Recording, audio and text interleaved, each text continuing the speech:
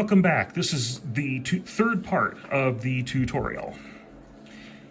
We're going to save a trace. We'll say that we have a picture here on the screen of either spectrum or, in this case, the time domain behavior of this airport surveillance radar. This will be the time domain behavior of your interference source.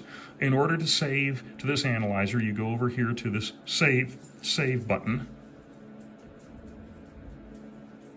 Right here. Hit save. All right, and we're going to come back over here, and you want to save trace plus state. That's the second button down here, trace plus state, and then we're going to hit name on register 4. It's available, nothing's there. So we're going to go to register 4, we're going to hit name, and we'll type in, we'll say McMurdo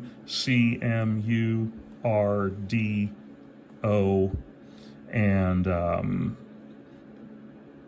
space INTERFERENCE,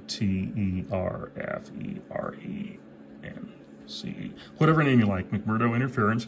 Then hit the done button.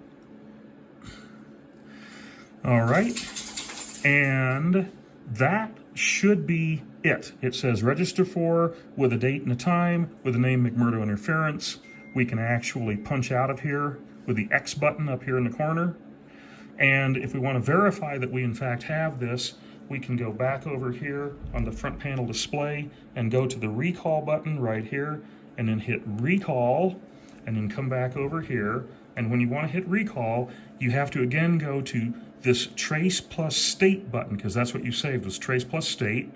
Hit that, and now it says register for, so hit register for soft key here.